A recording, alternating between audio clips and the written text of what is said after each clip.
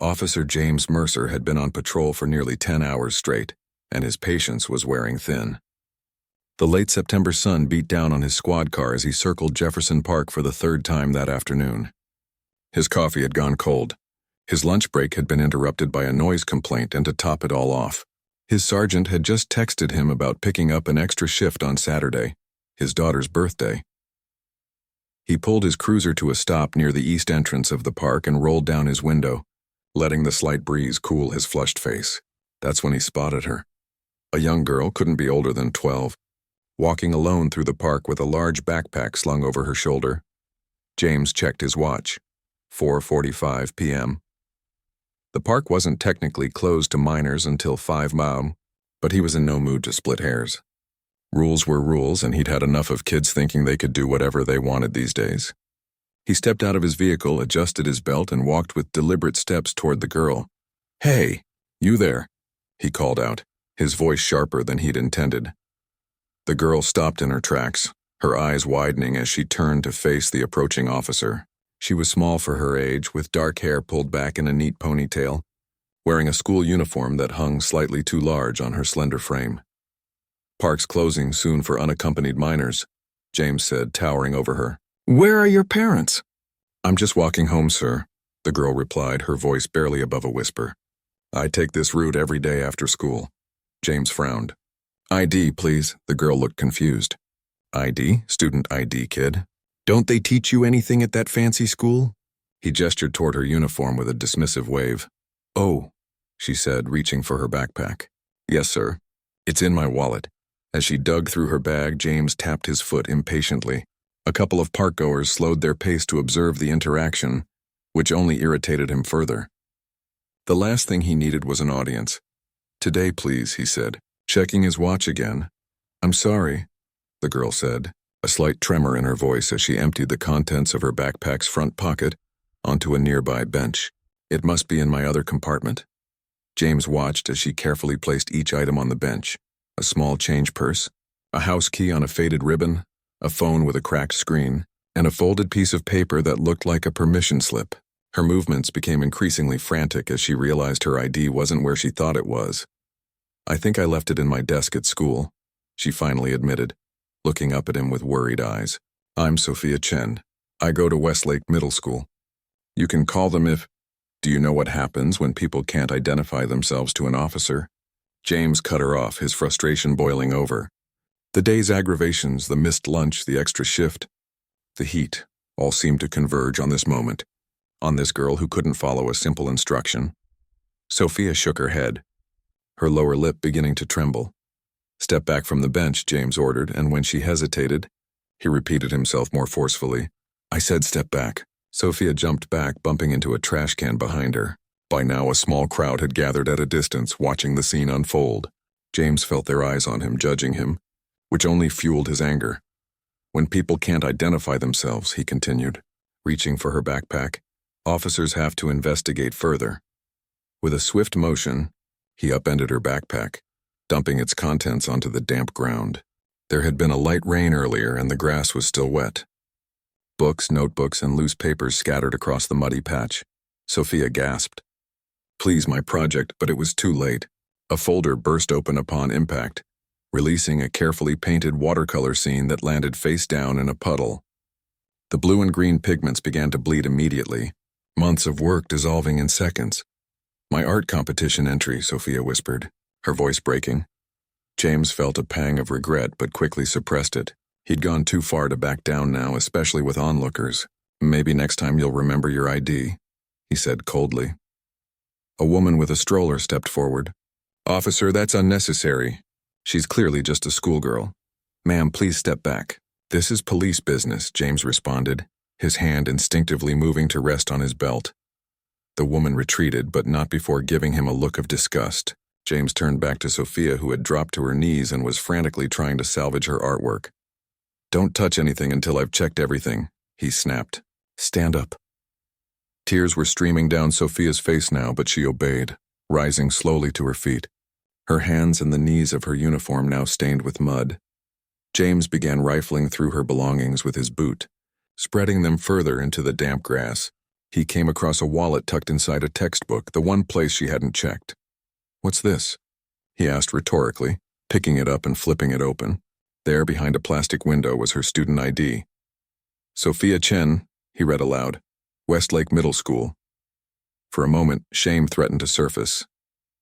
The girl had been telling the truth, but James pushed the feeling away, convincing himself that this was still a teaching moment. "You should keep this somewhere more accessible," he said, tossing the wallet onto the pile of her belongings. "And you shouldn't be in the park alone this close to curfew." "It's not curfew for 15 more minutes," came a voice from behind them. James turned to see an elderly man with a walking stick, his weathered face set in a frown. "Sir, I'm handling this situation." "By destroying a child's schoolwork?" the old man challenged. "Is that how our tax dollars are being spent these days?" Several other bystanders murmured in agreement. James felt his authority slipping away, his audience growing increasingly hostile. "This is a matter of park safety," James insisted, though even to his own ears the justification sounded hollow. Meanwhile, Sophia had managed to gather most of her soaked papers, cradling them against her chest as if they might somehow be saved. Her art project, however, was beyond repair. The paper so saturated it was beginning to disintegrate. "Can I go now, officer?" she asked, her voice small but surprisingly steady. James nodded curtly, suddenly eager to end this interaction. "Yes, but don't let me catch you here after hours again." As Sophia carefully placed her wet belongings back into her backpack, a teenage boy approached, phone in hand. He'd been recording. James felt a cold sweat break out on the back of his neck. "I got all of that," the teen said quietly to Sophia. "My dad's a lawyer. We can help." James pretended not to hear, but his stomach nodded. In his 15 years on the force, he'd never worried much about complaints. His record was clean enough, and the department tended to back its officers. But something about this situation felt different. "Officer, can I have your badge number?" the old man asked, his phone now also out and pointed at James. 6427, James replied automatically, department protocol overriding his desire to flee the scene.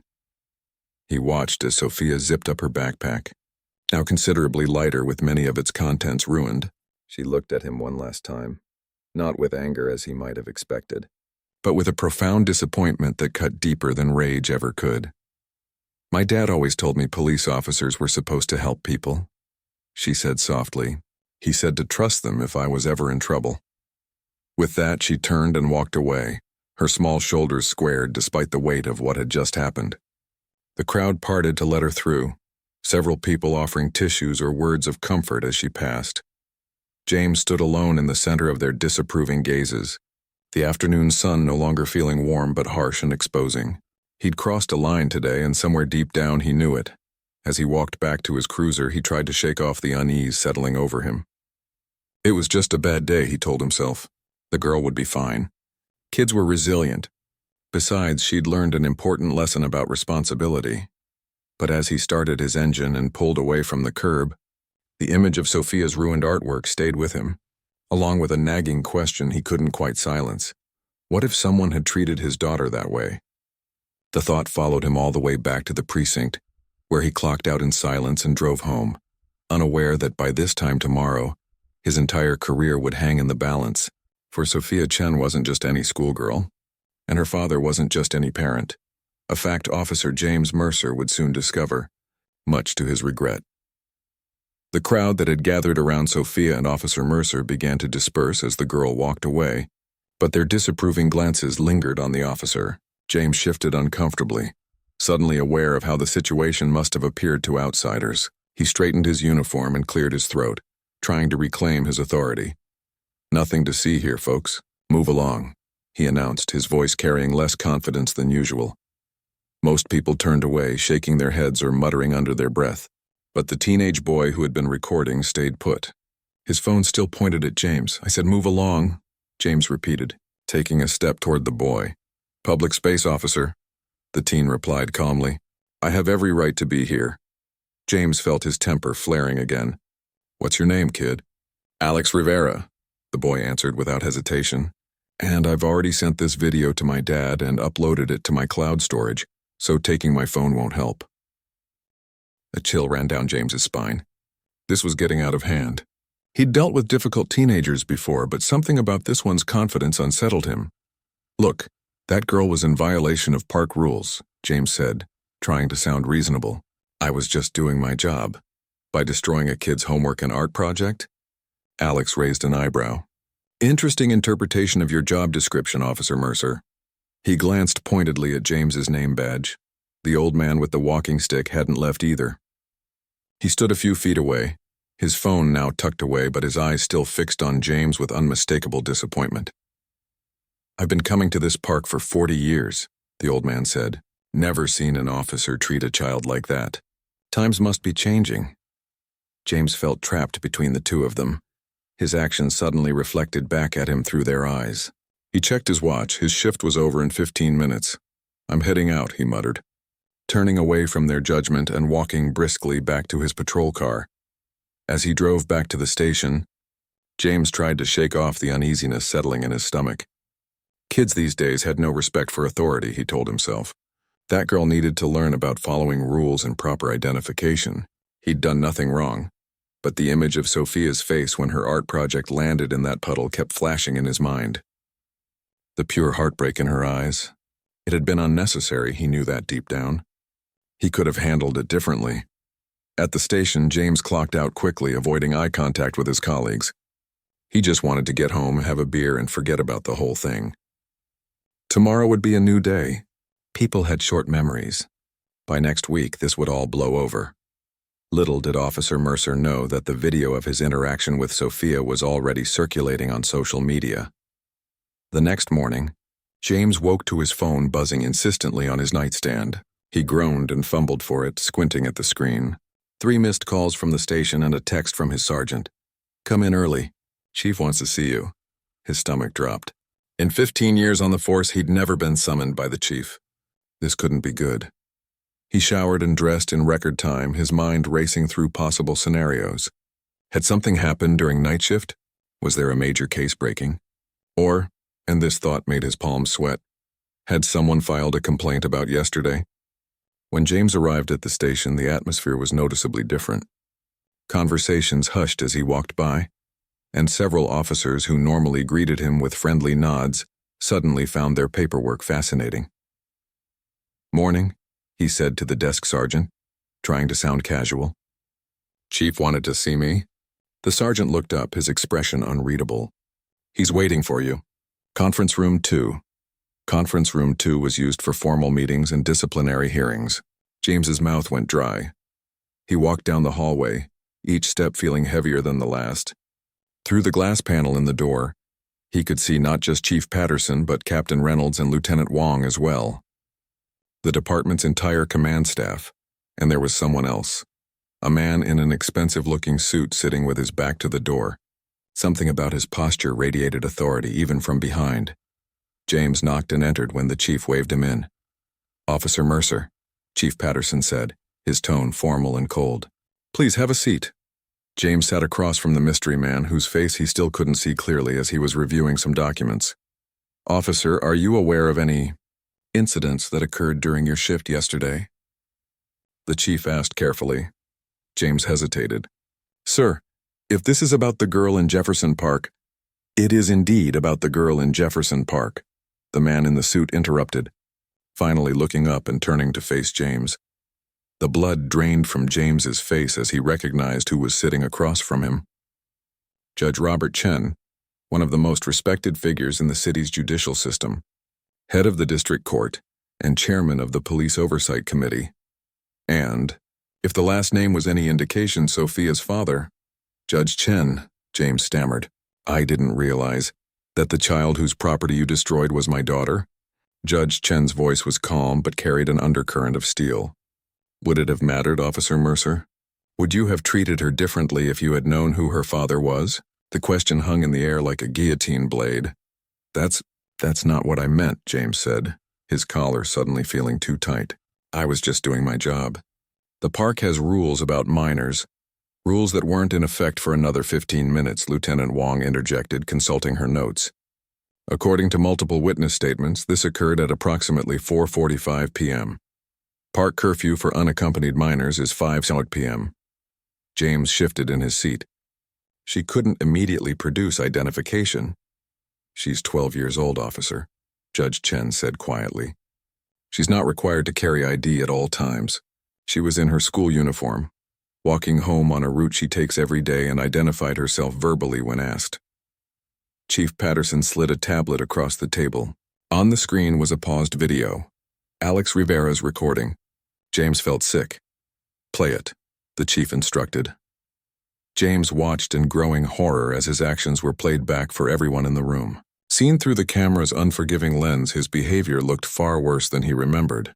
The way he loomed over Sophia, the unnecessary force as he dumped her backpack, his dismissive attitude toward her distress, it all painted a picture he barely recognized as himself. When the video ended, no one spoke for several long moments. Finally, Judge Chen broke the silence. "My daughter came home in tears yesterday. Her art project, the one you can see being ruined in that video, was for a citywide competition. She's been working on it for months." James stared at the table, unable to meet anyone's eyes.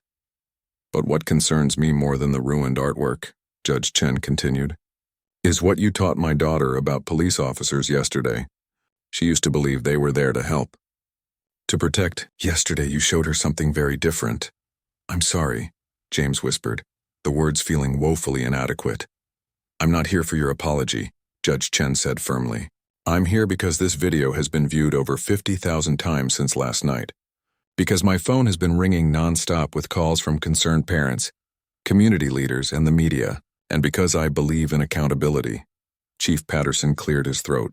"Officer Mercer, effective immediately. You're being placed on administrative leave pending a full investigation. Please surrender your badge and service weapon before leaving the building."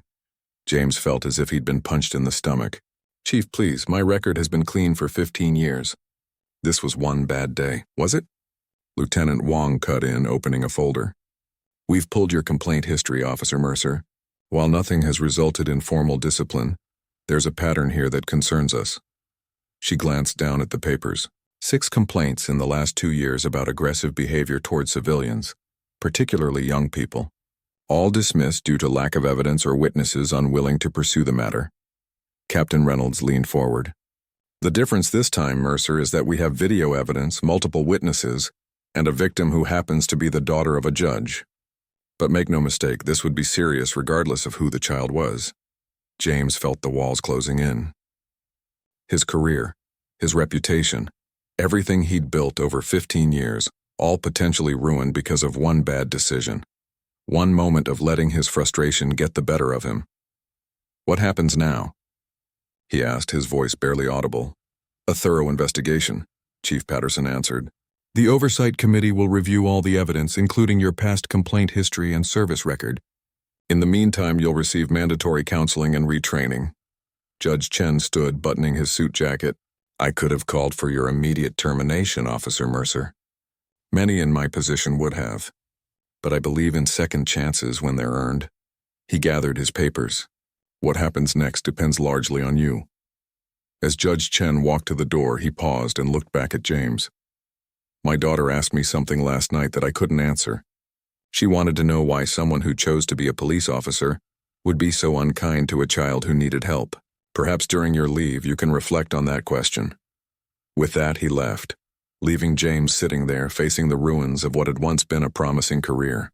And for the first time, he truly understood the weight of the badge he was about to surrender, not just as a symbol of authority, but of responsibility. Chief Patterson held out his hand. "Badge and gun, Mercer." With trembling fingers, James unpinned his badge and placed it on the table alongside his service weapon. The metal made a dull thud against the wood, a sound that seemed to echo the closing of a door on the life he had known. The first week of administrative leave felt like a strange dream to James. Without the structure of his shifts and the familiar weight of his badge, he found himself adrift in his own life. He slept too late, watched too much television, and avoided the calls from fellow officers who reached out to check on him. The few times he ventured outside, he felt exposed without his uniform, as if everyone could see his shame. It was on day 8 of his suspension when James finally gathered the courage to watch the full video that had been uploaded online. He'd seen the clip in the chief's office, But he hadn't realized how much more footage the teenager had captured. He sat at his kitchen table, laptop open, a cold cup of coffee by his side, and clicked play. The video started earlier than the version he'd seen, showing his approach towards Sophia, the aggressive way he'd called out to her. The camera had caught his expression, a hardness in his eyes that he barely recognized as his own. He watched himself tower over the girl, saw her shrink back from him in fear. God, he whispered to himself, running a hand over his face. But it was what came after that truly shook him. The video continued past the point where he'd walked away. It showed Sophia gathering her soaked belongings, the careful way she tried to salvage her artwork despite its ruined state. It showed the elderly man with the walking stick, placing a gentle hand on her shoulder, offering her his handkerchief to dry her tears, and it showed something James hadn't seen at all. Sophia pulling out her phone with trembling hands to call her father. Dad? Her voice was small but clear on the recording. Something happened. I'm at the park and a police officer. She broke off, fighting back tears. My art project for the competition is ruined. He dumped all my stuff in a puddle. There was a pause as she listened to her father's response. No, I'm okay, just, can you come get me, please? James closed the laptop, unable to watch anymore. The girl's voice, so broken and confused, haunted him. He'd done that. Not some criminal, not some stranger. Him, an officer sworn to protect the community. He pushed away from the table and paced his small apartment, feeling the walls closing in. He needed air.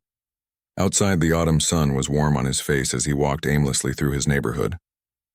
Without meaning to, his feet carried him toward Jefferson Park, the scene of his downfall. He hesitated at the entrance, then forced himself to continue. He needed to face this. The park was busy with afternoon visitors. Children played on the swings while parents watched from nearby benches. A group of teenagers practiced skateboard tricks near the fountain. Life continued as normal for everyone else, even as James's had been turned upside down.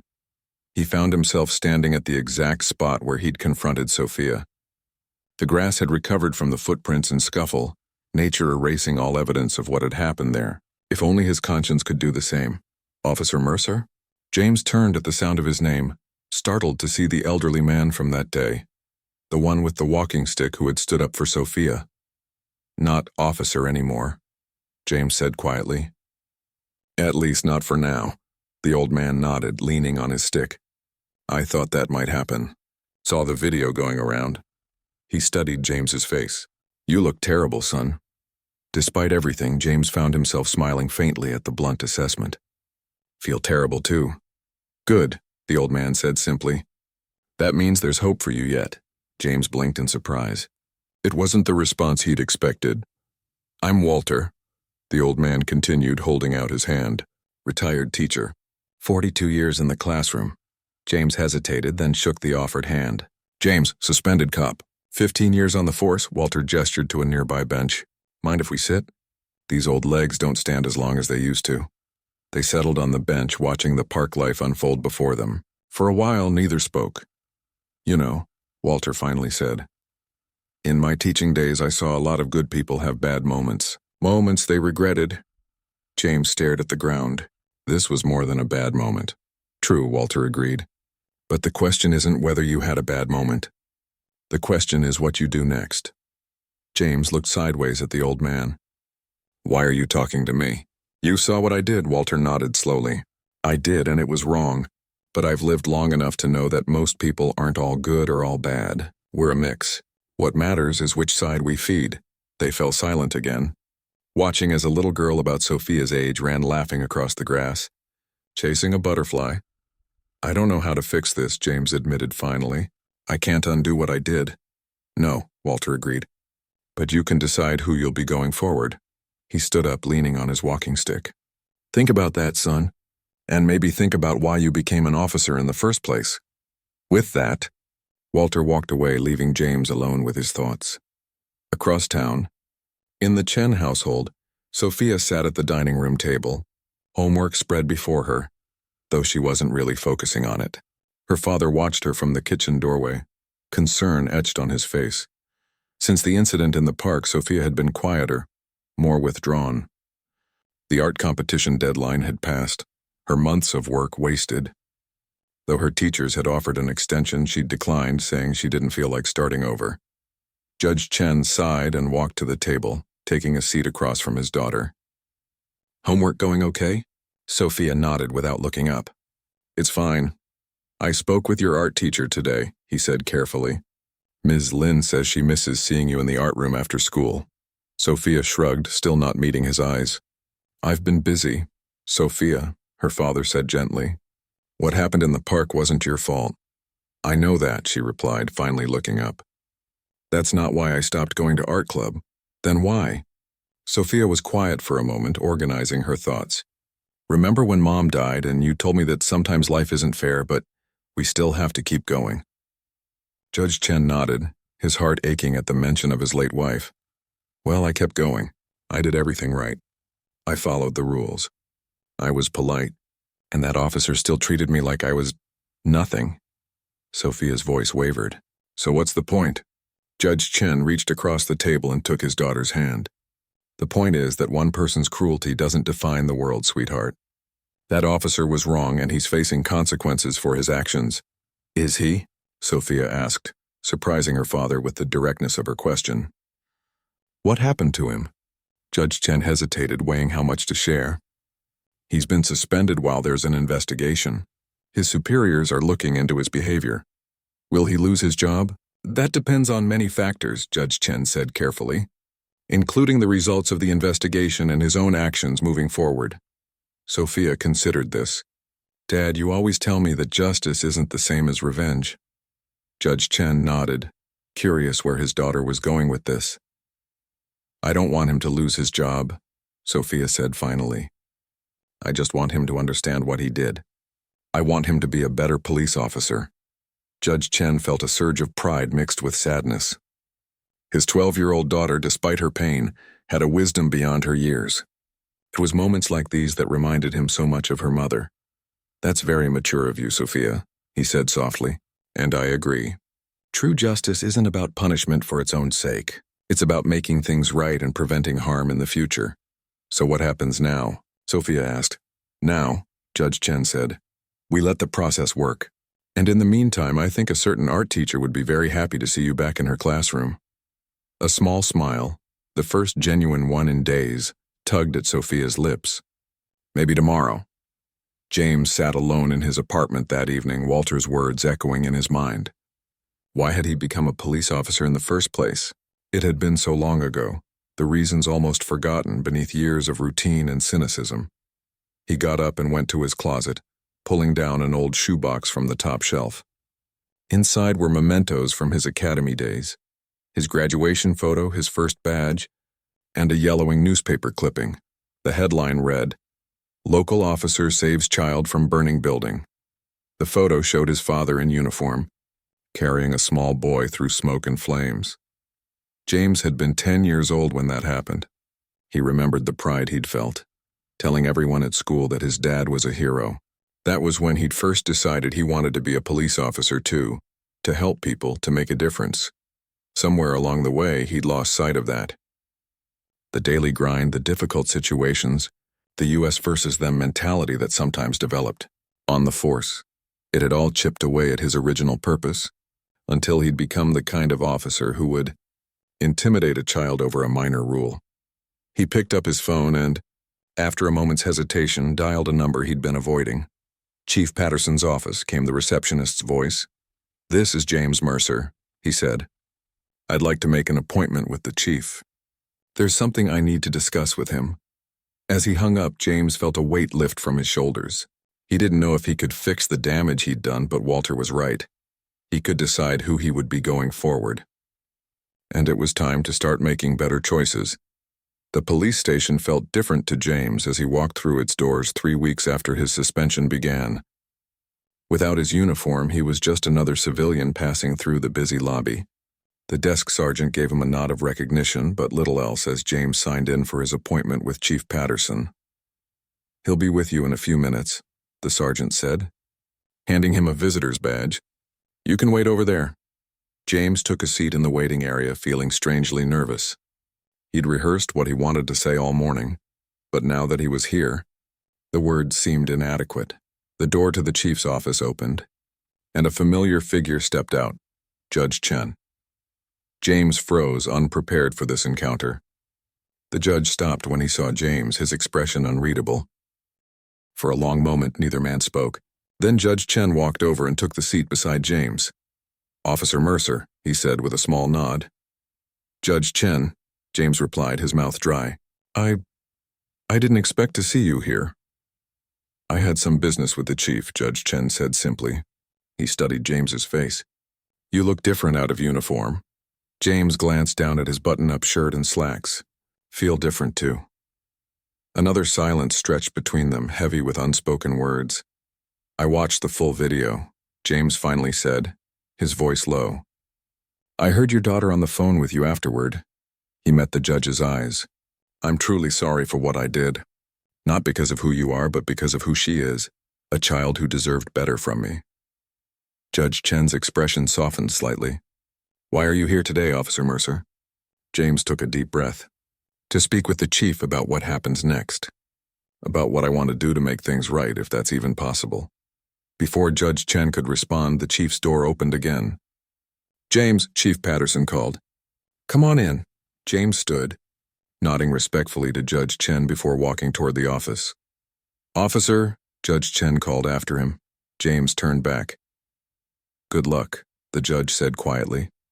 Inside the chief's office, James took a seat across from the large desk where Chief Patterson was reviewing a file.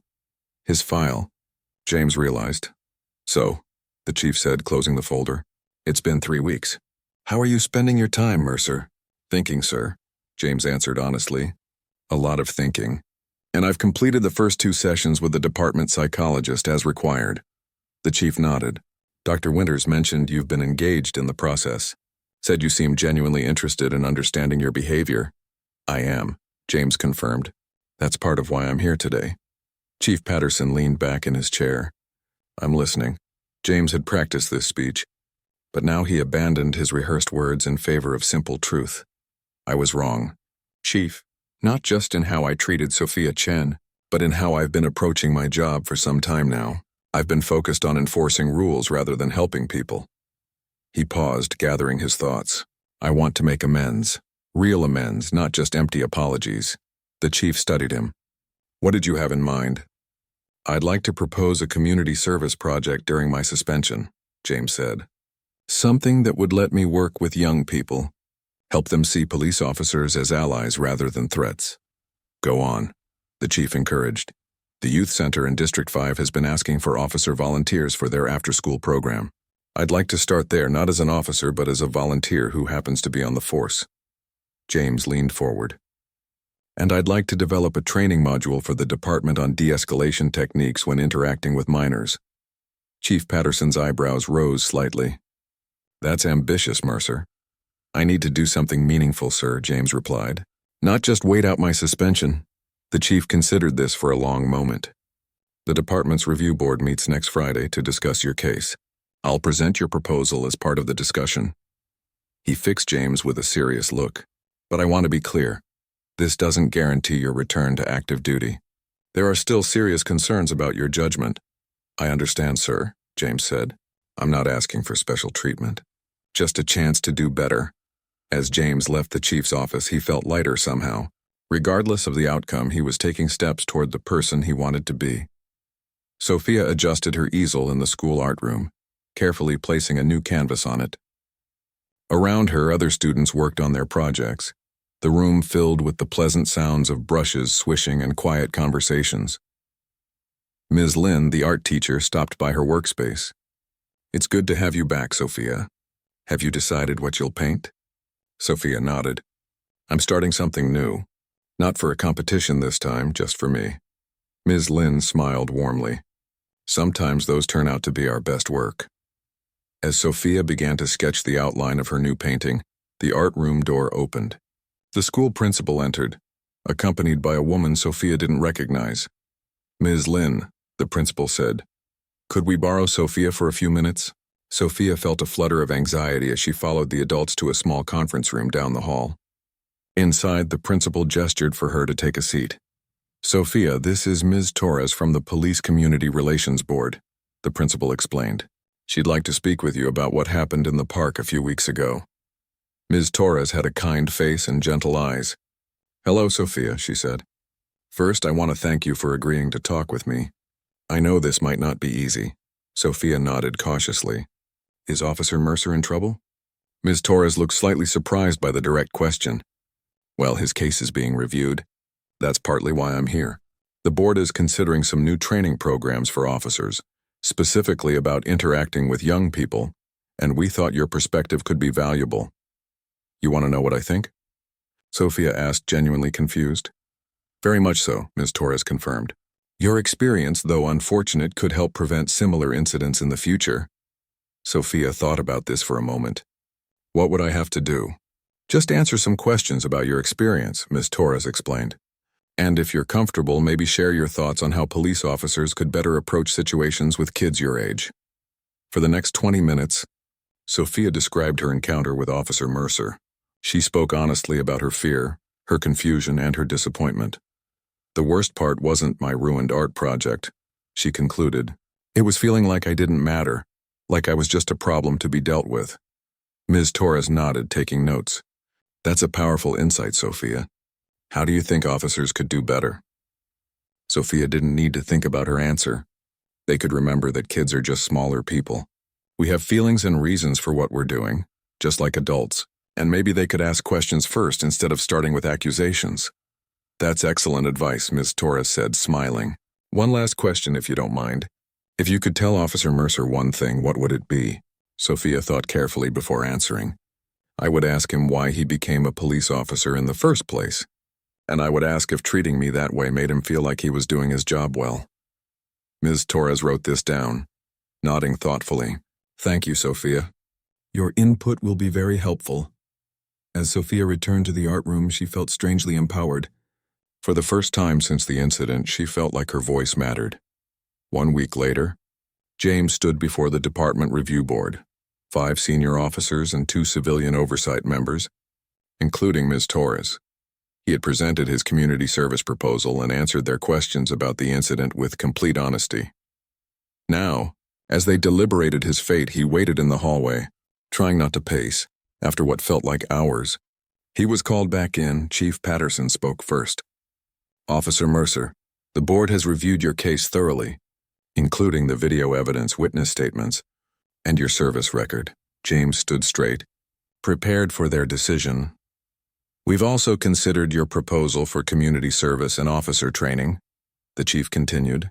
Ms. Torres has brought some additional perspective to our discussion, based on her interview with Sophia Chen. James felt a jolt of surprise. They had spoken with Sophia. The board's decision is as follows, Chief Patterson announced. Your suspension will continue for an additional 30 days, during which time you will complete the remaining sessions with Dr. Winters. You will also begin your proposed volunteer work at the youth center, under supervision. James nodded, accepting this.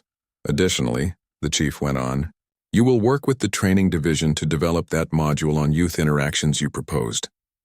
If, after the additional 30 days, Dr. Winters reports satisfactory progress and your community service supervisors give positive feedback, you will be reinstated on a 6-month probationary basis, with regular reviews.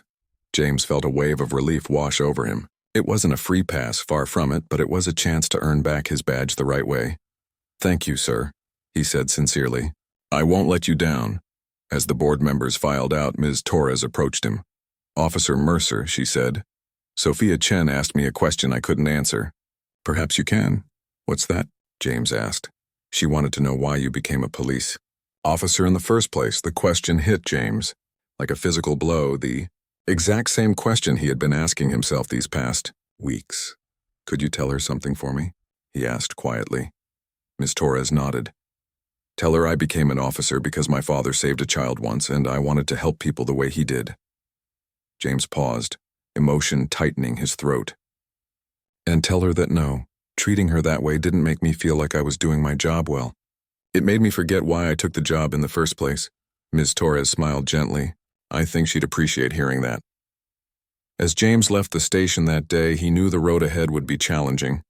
Regaining trust from the department, the community, and most importantly from himself wouldn't happen overnight. But for the first time in years, he felt clear about his purpose again. The badge wasn't just a symbol of authority. It was a promise to serve, and it was a promise he intended to keep.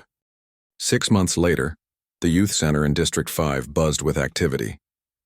Teenagers played basketball in the gym, younger kids worked on homework in the study area, and in the art room, a group of middle schoolers gathered around tables covered with paints, brushes, and canvases. James stood at the door, watching the scene with quiet satisfaction. What had begun as community service had evolved into something he genuinely looked forward to every week. Even after his reinstatement to active duty 3 months ago, he had continued volunteering here on his days off. "Officer James," called out a young boy named Leo, waving excitedly. "Come see my painting." James smiled and walked over to Leo's table, where the 8-year-old had created a colorful, if somewhat abstract rendition of a police car. "That's really good," James said, crouching down to get a better look. "I especially like how you did the lights on top." Leo beamed with pride. "It's for the art show next week. Are you coming?" "Wouldn't miss it," James assured him, ruffling the boy's hair gently. As James moved through the room, helping where needed and offering encouragement, he noticed a familiar figure in the doorway. Ms. Torres from the Police Community Relations Board, now a regular visitor to check on the program's progress. "Officer Mercer," she greeted him with a warm smile. "How are things going today?" "Great," James replied. "The kids are working on pieces for next week's community art show." Ms. Torres nodded approvingly. "The program's been a real success. The feedback from parents and kids has been overwhelmingly positive." She lowered her voice slightly. "That's part of why I'm here today. Do you have a minute to talk?" They stepped into the quiet hallway where Ms. Torres pulled a folder from her bag. "The department is expanding the youth engagement initiative based on the success here. Chief Patterson wants to roll it out to all districts, and he'd like you to head up the training." James felt a surge of pride mixed with humility. 6 months ago, he'd been on the verge of losing his badge. Now he was being asked to help shape department policy. "I'd be honored," he said sincerely, "but I can't take credit for the program's success. The kids are the ones who made it work." "Speaking of which," Ms. Torres said, checking her watch, "our special guest should be arriving soon." James raised an eyebrow. "Special guest?" "For the art show preparation," Ms. Torres explained. "A local artist who's volunteered to do a master class for the kids. I believe you might know her father." Before James could ask for clarification, the center's front door opened and Judge Chen walked in, accompanied by Sophia. James felt his heart skip a beat. He hadn't seen Sophia since that day in the park, though he'd thought about her often during his journey toward redemption. Judge Chen spotted James and Ms. Torres and walked over, his hand resting protectively on his daughter's shoulder. Sophia looked different than James remembered. More confident, perhaps, her eyes meeting his directly instead of avoiding his gaze. "Officer Mercer," Judge Chen said with a polite nod. "It's good to see you again." "Judge Chen," James replied, then shifted his attention to Sophia. "Hello, Sophia."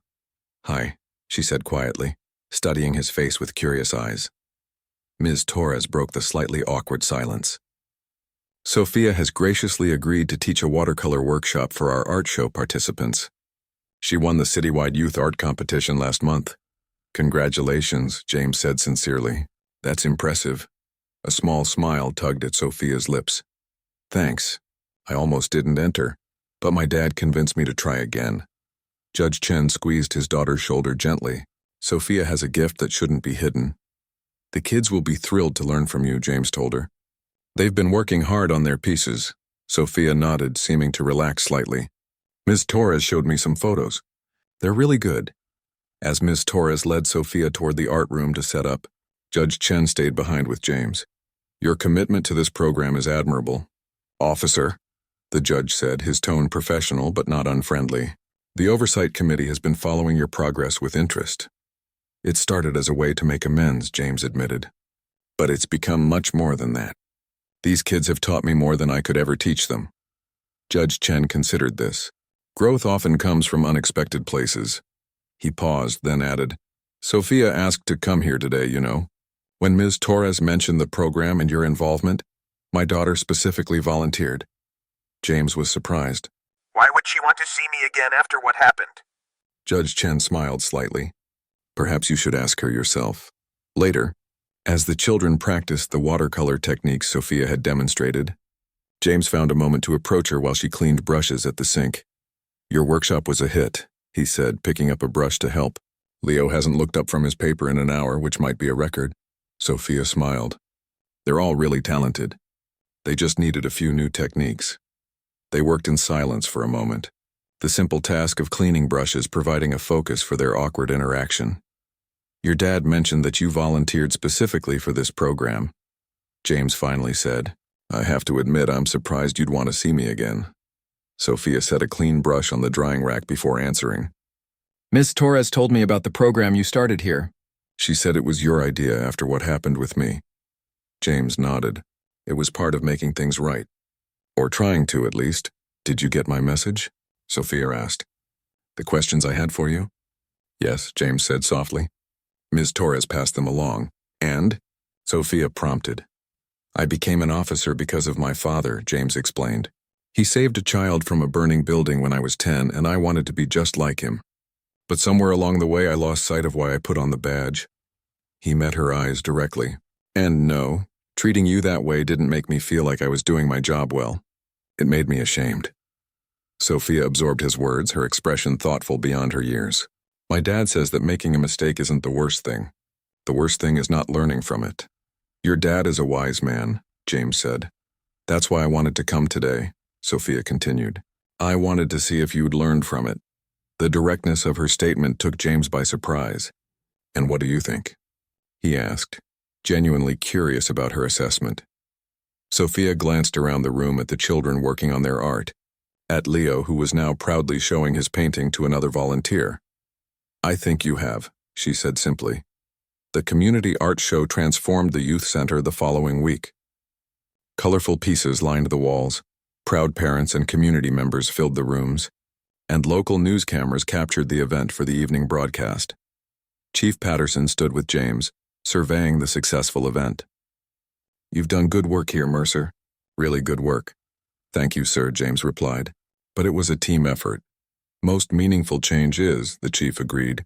That's why I'm pleased to announce that the department has officially adopted your training module for all officers. Starting next month, every member of the force will receive instruction on youth engagement techniques. James felt a surge of pride. That's wonderful news, sir. There's more, Chief Patterson continued. The mayor has approved funding for a dedicated youth liaison officer in each district, and I'd like you to coordinate the program.